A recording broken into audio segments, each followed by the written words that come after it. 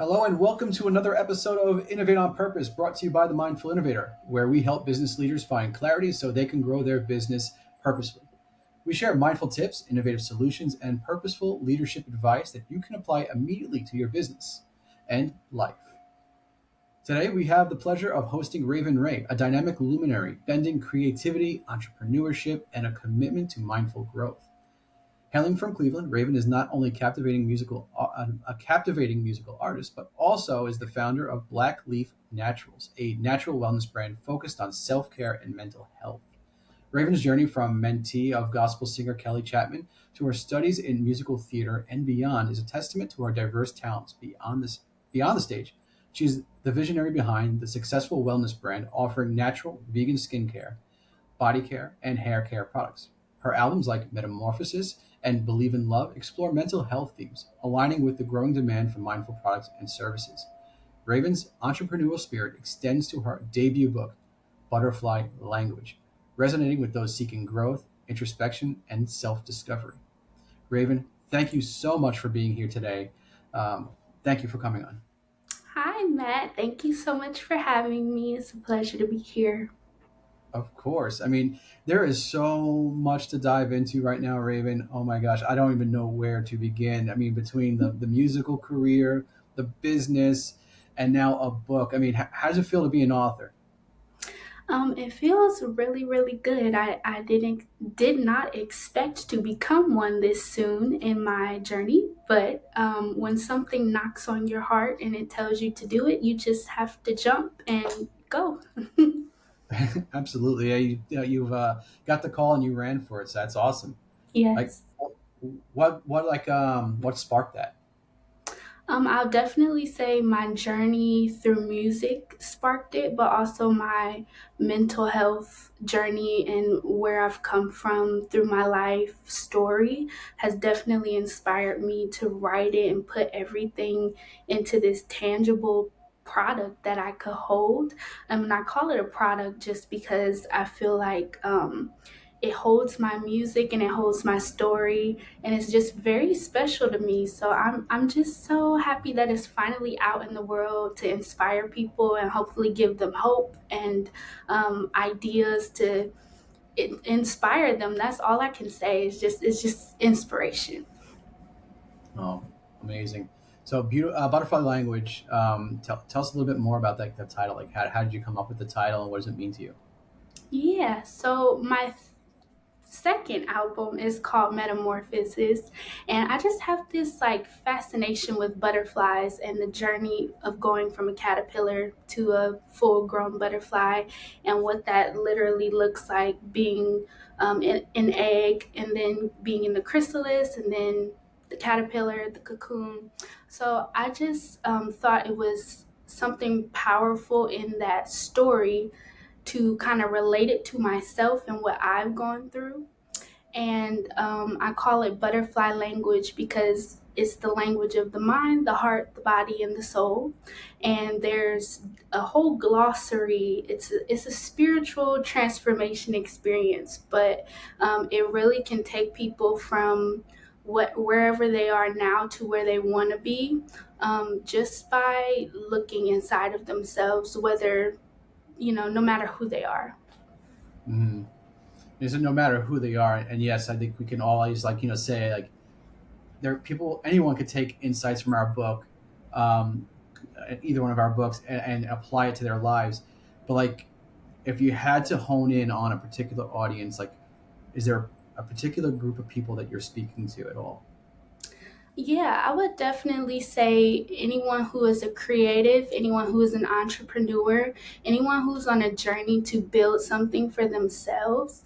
I believe everything starts in the mind. No matter what you're trying to do, if you want to be great, you have to have mental fortitude and strength to be able to see your vision through. So I'm speaking to those people, those individuals specifically. But as you said, anyone can read it and relate to it, but it's going to make a profound impact on those people specifically.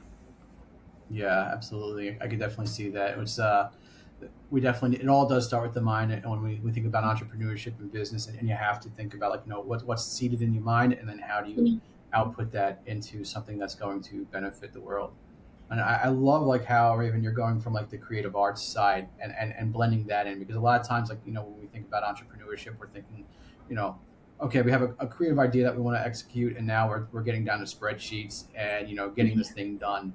But I like how you have blended creative arts and like wellness entrepreneurship together for yourself. So, like, how did you find the synergy between these, like, two very diverse worlds? Yeah, I would honestly say it started with my song Self Care. Um, I was, like I was saying, on this mental health journey, and I learned that it starts with me, and it starts with me taking care of myself before I can pour into others. So I started with that concept of self care starts. Self care is deeper than the skin. It starts in the mind and the heart. And because it's a vegan business where we're dealing with skin products, hair products, things that you're putting on your body, it was important for me to connect the mental with the physical. So I just wanted something Mm. that people could, while you're putting these products on your skin, are you thinking about what they're doing for you, how they're making you feel, if they're uplifting you, if they're making you feel better, where you're placing them in your routine? Is it helping you go to sleep? Is it helping you wake up refreshed? So, yeah, that's what I would say. Yeah, so it's about the overall essence of that experience, not just the actual product. So it's not just about putting, lotion on your skin, but it's about that full Yeah, experience of what is that benefit that you're looking to gain from it as well. yeah, Like I said, I would like to back up a little bit, and I want to make sure that we, give the respect to your business it deserves. And can you just kind of just give us, like, a top level, what is Black Leaf Naturals at a holistic level? Like, what's your brand, your mission, and how can people find that? Yeah, so Black Leaf Naturals is my natural vegan hair care, skincare, body care line.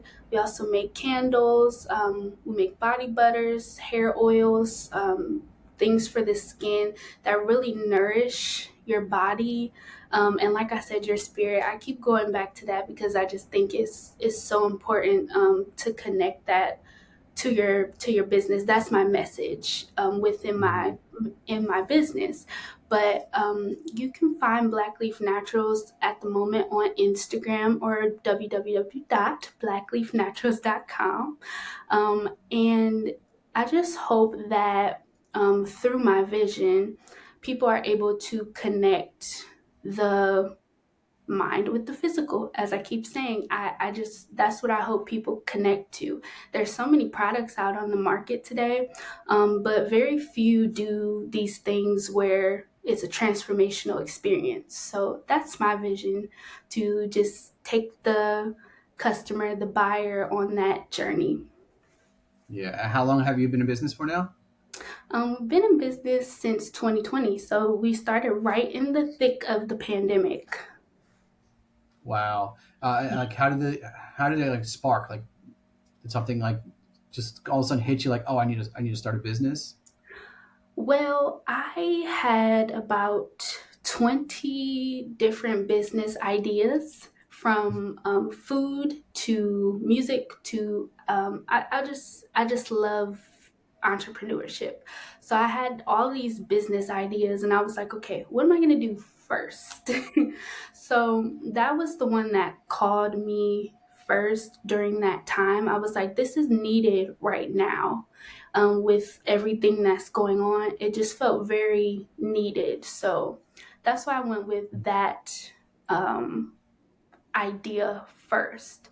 And then in the future, of course, I'll expand to the others and circle back around. But that's my baby. That's my first vision of entrepreneurship that I've made tangible. So that's how that Mhm. started. Well, congrats. It's amazing. Like, Thank you. so, like, now our 2020 is here. You have this one idea that you're hooking into and say, okay, this is the one I'm going to be focusing in on. Like, what was, like, the first steps after you said, okay, I'm going to create this brand? Like, Oh what were my the things you had to goodness. work on? Oh, so much research, research, Mm, research, research.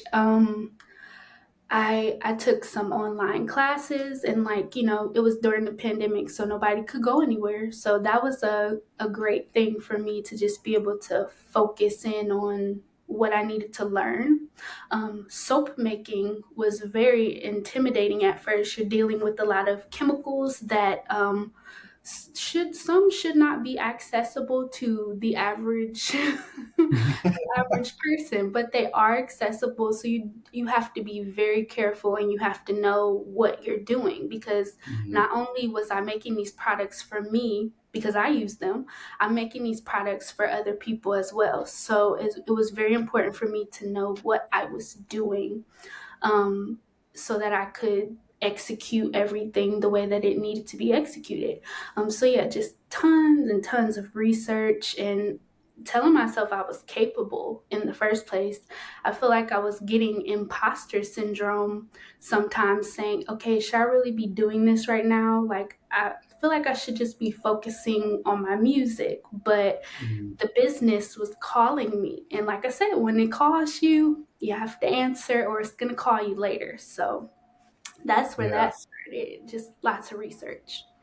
Wow. Yeah. It's like the innovative spirit too. It's like knowing that you aren't really sure how to make soap or build a Yeah. business, but just going out there, accessing the knowledge that's Hmm. you can attain, and not being afraid of it, which is, so many of us are afraid of starting our own business, are Yeah. afraid of being a pioneer, and it's so cool to see that you just took the bull by the horns and went right after it. Thank you. So when we think about like your business today, like what are like some of the big things that you're focusing in on right now to grow it? I honestly would say I've been focusing on infrastructure. I actually stepped away from my business for a little bit because I needed to reinforce the infrastructure. So we're actually not live right now because I'm redoing my infrastructure, and I'm redoing what I need to do to make it stronger for 2024. So within that, I just really think it's important for me to focus on making it stronger so that it can support me in the long run and not just, Mhm. short term. I think we can be very micro focused on one specific goal, or making money right away, instant gratification right away. But you have to think about the long term of your business, where it's going to be 10 years, 20 years from now, and not just 2 or 3 or 5 years from now. Yeah, that's really smart and brave of you to do. I mean, just I really want to kind of just pull at that point real quick here, not just for people that are trying to start a business, but also for those business leaders that are in the corporate world. And I know we have like key stakeholders that are breathing down our neck, and that we need to show results every single quarter. But so we often put that short term gain in front of everything else, and as leaders, like you out there listening to this podcast right now, have to make the decision whether the short term is actually doing you a disservice for that long term. And taking that pause and thinking about your business mindfully, is Yeah. this really the right direction you want to go? Or, what do you need to change to make sure that it is fruitful for a very long time? Hmm. Um, so, what are some of the infrastructure changes that you're making that are going to take you to new levels in 2024? Yeah, so for me, since I've started, I've been a one woman show.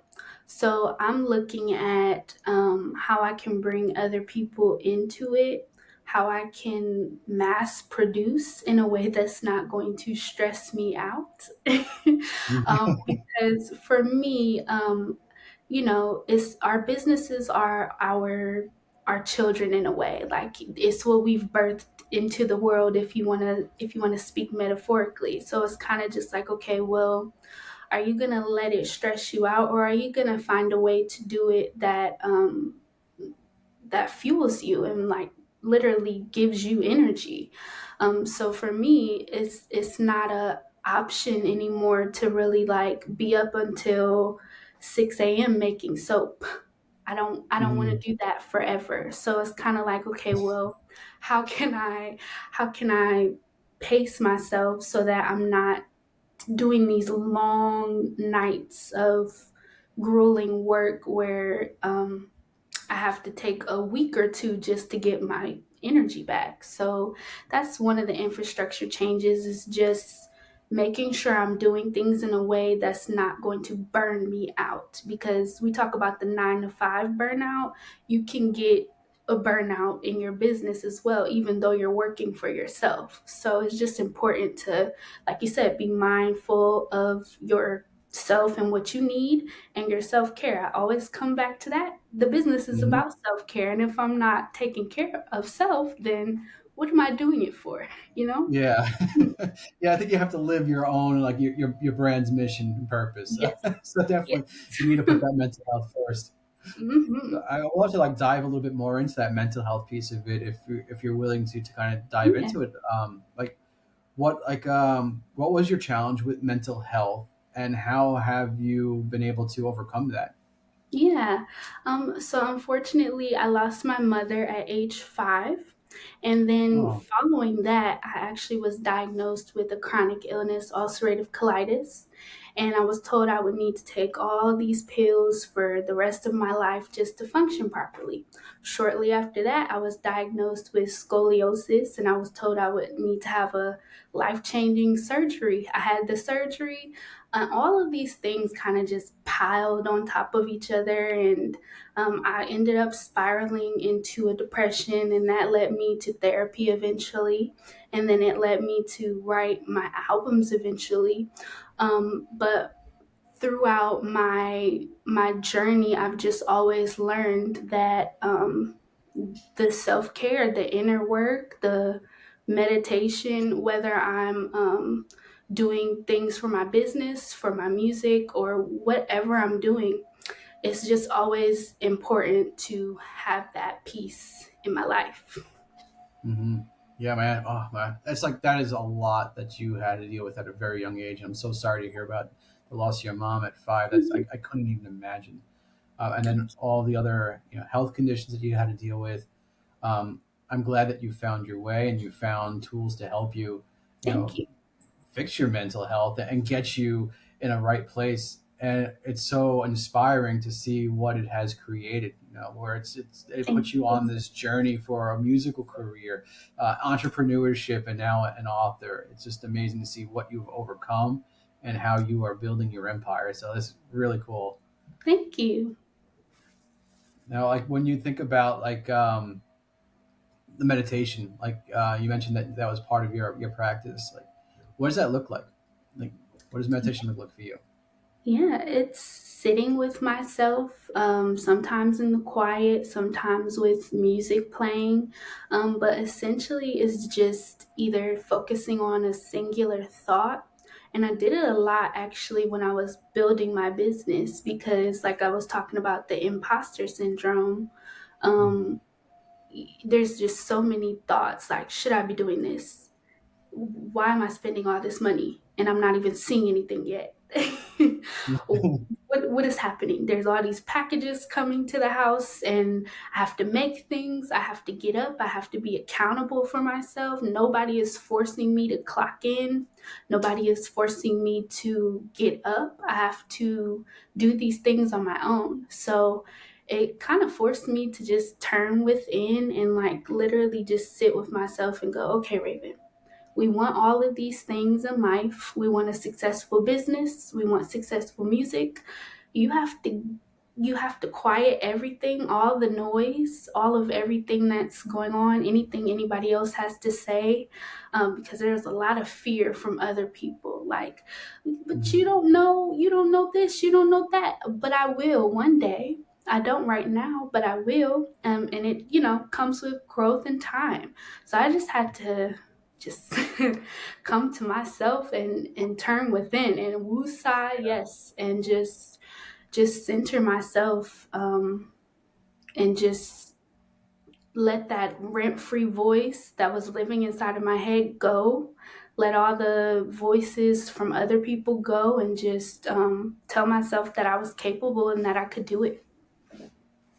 Yeah, that's I totally can relate with that. It's like you do have those external influences that are in our life that kind of like, why are you doing this? Why are you doing that? Or it doesn't make any Yeah. sense. You should do this instead. But then Hmm. you also have those internal voices where you're dealing with that imposter syndrome, where it's like, I'm not worth this. Like, there's no one's going to pay me this much money to do this, or they're going to buy my stove, or why would they buy my book? And it's like, you kind of have all this like this talk, this like down talk to yourself. So yeah, yeah, definitely have to Yes. silence that mind. Like, and you said you worked on your business while like you were in meditation. Like, were there any like major ahas or insights that meditation brought to you that said, okay, this is the way I need to go? Yeah. It was definitely that the answer was always me. There was never any external validation that I needed. I just needed to validate myself and tell myself that I could do it, believe that I could do it, because I had all this information. It was in my brain. I was already starting to execute my vision, and I was already starting to literally make the tangible product. So it was already like, well, I see you can do it. You made a successful bar of soap that is foamy. You can do it. Mhm. So it wasn't a matter of that I couldn't do it. It's just a matter of believing that I could do it. And I think that's something that stands in a lot of people's way is, do you even believe you can do it? That's the first step.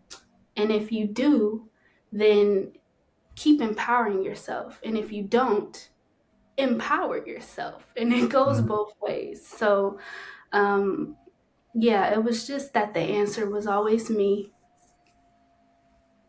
Beautiful. Wow. And I wanted to go a little bit deeper on your book too. We talked about that in the beginning, but butterfly language, like Yeah. you delve into like decoding the intricate patterns of existence. Like that's deep stuff. Like, and how can the like business leaders apply the principles of self discovery and introspection to drive innovation?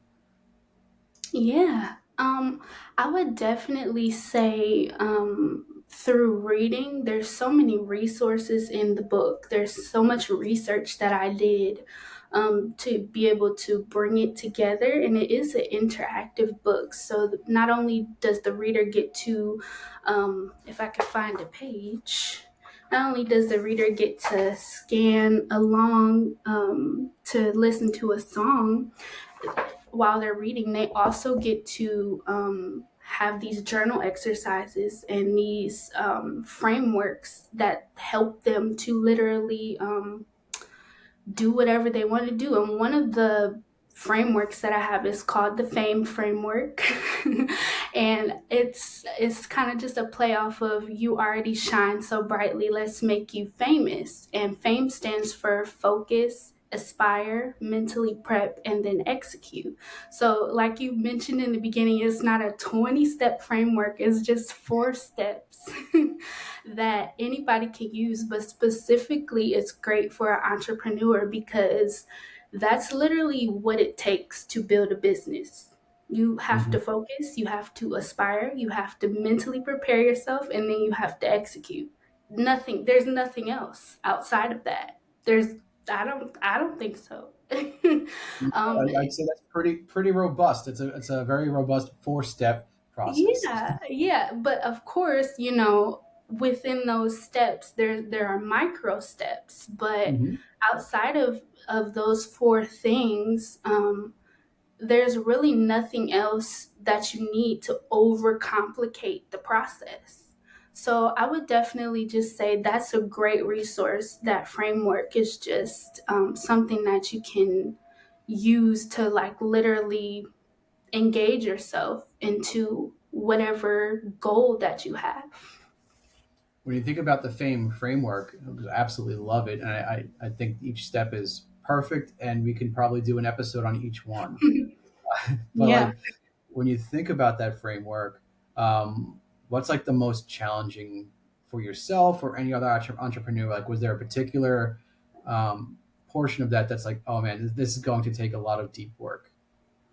Yeah, I would definitely say the execution, the fourth Mhm. step, because the execution depends on how much work you put into the former three steps.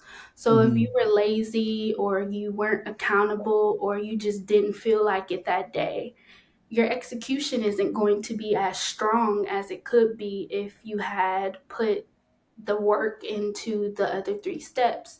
But that also doesn't mean because you had a bad day that you harp on yourself and you beat yourself up about it. It doesn't mean that either. And I think a lot of people go in that space sometimes like, oh, I could have went harder today. I know I do sometimes. Like, I could have went harder today. I should have done more. I could have done 20 things off of my list, but I only did two. And sometimes you're just not feeling it, whether it's just mental or physical. Like sometimes you're just not there. But I would say the execution can be the hardest part for a lot of people. For me, even sometimes procrastination gets people. I don't care who Mhm. you are. Procrastination can definitely be a force. So I would definitely say that Mhm. execution part. Yeah, you hit on something too there, Raven, where it's like the execution part can go awry very quickly if you don't put enough effort into each one of the other parts of that framework. So if you don't Yeah. start off with great focus, Hmm. um, yeah, execution is going to suck. Yeah. It's you gotta put the time and work in each. Hmm. So like when you think about focus, so that's the first one. Like what should the audience do with that? So if you had to expand on that, like business leaders right now, we're going to go through the FAME framework. Focus. This is the next step that you need to take in focus. What would that be? Yes. Yes. So the first thing that you want to do is identify what it is you even want. You have to be able to, whether you write it down in a list form or you just write a paragraph. That's what I do sometimes. So I like to write extensive lists. My phone is full of them, and I don't mind if people judge me because it keeps me organized. And that's okay. You have to do what works for you. So, whether it's a list, a paragraph, whatever, you just have to identify what it is that you need to focus on. Get those steps in order so that you can be able to visually see what you need to go through, either step by step or one at a time in chunks. That definitely helps to organize. So, Okay. definitely So identify. so write down everything that you want to attain Mhm. there and get it all written down so you can see it, and then you can notice how much you have there and where you're going to put your focus into. Because I can see it's like where you almost have to go through like a prioritization exercise, or I want Yeah, these 10 things to happen, but I can't focus on 10 things, right? yeah. So it's getting down to that thing, and then the second step is then aspire. Was it? Can you talk a little So bit more about that one? yeah, so for aspiration, that just means that you're giving yourself permission to dream. We talked about imposter syndrome. You have to kind of let that voice go and give yourself permission. Once you give yourself the permission, then you're allowing yourself to go for whatever it is. And you're kind of removing those mental blocks from your head. Mhm. You're letting go of that rent free voice. You're telling it to go sit down somewhere so you can get to work, and you're getting to the work. So that's what aspire means, just giving yourself permission to dream, to see it. You have to see it in your mind's eye first Mhm. before it becomes tangible. Amen. Yes, that's one thing that I love doing with my clients and my audiences is doing those visualization exercises, because when you can start to see it, Yeah.